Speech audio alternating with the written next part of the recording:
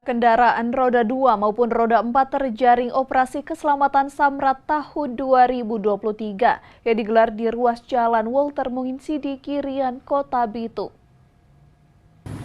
Guna meningkatkan budaya tertib berlalu lintas, Satuan Lalu Lintas Polres Bitung menggelar operasi keselamatan tahun 2023.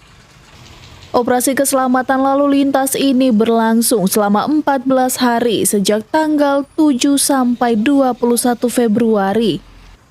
Berbagai penindakan dari operasi tersebut mengedepankan aspek preventif, edukatif, dan persuasif. Satlantas Polres Bitung pun dalam operasi ini diberlakukan melakukan tilang manual.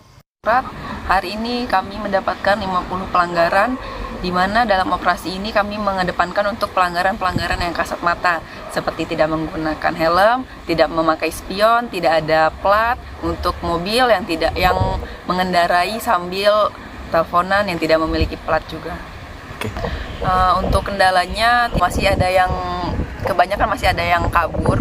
Maksudnya adalah ketika sudah hampir ditangkap, sudah hampir diamankan, banyak yang langsung gas. Tapi saya lebih mengutamakan keselamatan petugas karena kalau misalkan dipaksakan, takutnya keselamatan petugas di jalan yang rawan begitu. Pelanggaran lalu lintas di Kota Bitung dinilai masih tinggi. Puluhan kendaraan terjaring dalam operasi tersebut.